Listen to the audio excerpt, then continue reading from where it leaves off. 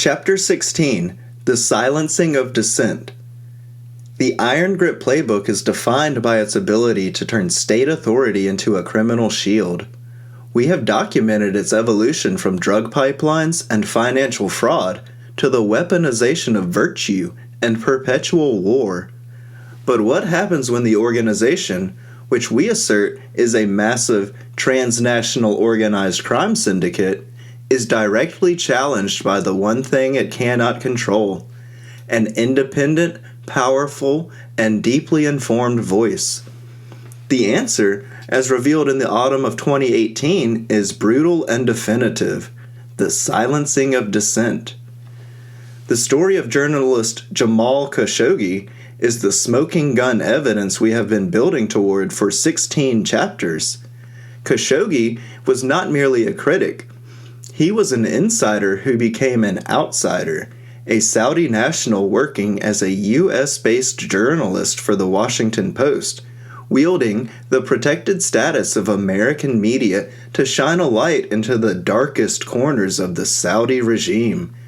He walked into the Saudi consulate in Istanbul, Turkey, on October 2nd, 2018, seeking documents for his upcoming marriage, and he never walked out. The facts, widely reported and deeply disturbing, are the operational signature of a force beyond the reach of international law.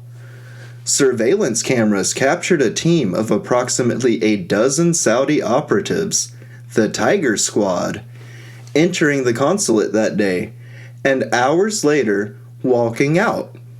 While the official narrative remains obscured by denials and obfuscation, the globally accepted story is that Khashoggi was murdered, his body dismembered, and his remains carried out of the building in diplomatic bags or briefcases.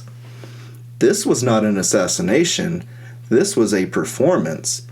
It was a cold, efficient, and horrifying demonstration meant to send a clear message. The transnational syndicate can reach anyone, anywhere, and its rule supersedes the sovereignty of nations and the protection of global journalism. It confirms that the iron grip, when necessary, can still rely on the most primal form of organized crime: a team of killers, operating with impunity, protected by a state-level diplomatic shield. The Nexus of Compromise: Riyadh, the Lolita Express, and the Crown Prince. The chilling spectacle of the Khashoggi murder provides the proof of force. The ties leading to its beneficiary, Crown Prince Mohammed bin Salman, MBS, provide the proof of connection to the established Western power elite. To find the invisible threads that tie the Gulf kingdoms directly back to the heart of the iron grip, one need only look to the syndicate's master facilitator, Jeffrey Epstein. In 2016, Epstein, already a known quantity in the circles of global compromise, reportedly took his infamous jet, the Lolita Express, to Riyadh, Saudi Arabia. This trip, coming years before MBS's dramatic rise to global prominence, places Epstein at the nexus of influence at a critical inflection point. Epstein did not emerge from this trip empty-handed. He reportedly returned with lavish gifts, securing a crucial relationship with the future center of Saudi power. This connection, the human traffic and financial compromise facilitated by Epstein, provided the necessary trust layer to integrate the rising Saudi authority directly into the network.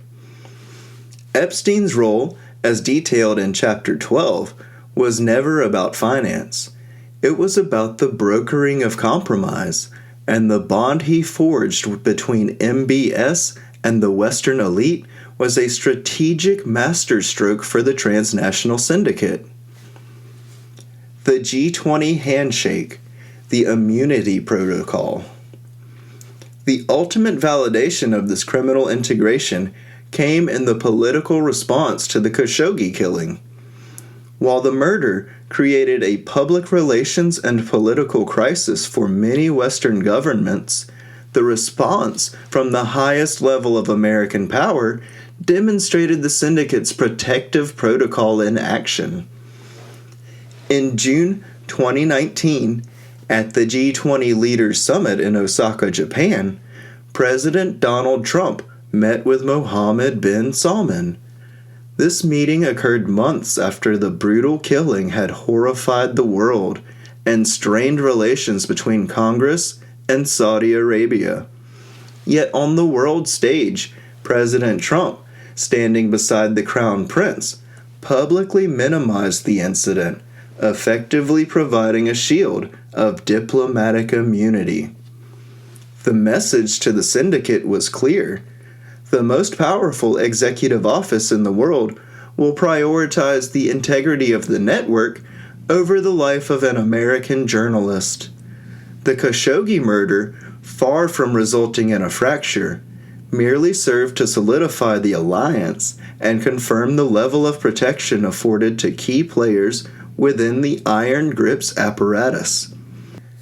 This brings us to the final, critical point of connection, a relationship that speaks volumes about the priorities and moral compass of the highest office. It was Jeffrey Epstein himself who once publicly stated that Donald Trump was his best friend.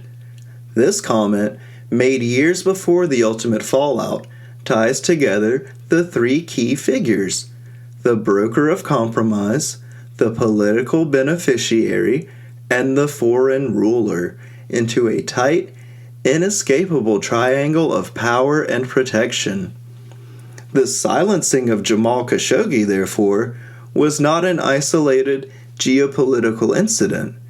It was the public execution of the syndicate's dissent policy, a confirmation that the power structure represented by MBS, enabled by the compromise facilitated by Epstein, and protected by the political shield of Donald Trump, operates under an immunity protocol that transcends law, decency, and justice. This is the smoking gun that proves the existence, reach, and sheer terror of the transnational organized crime syndicate we call the Lucky Enclave.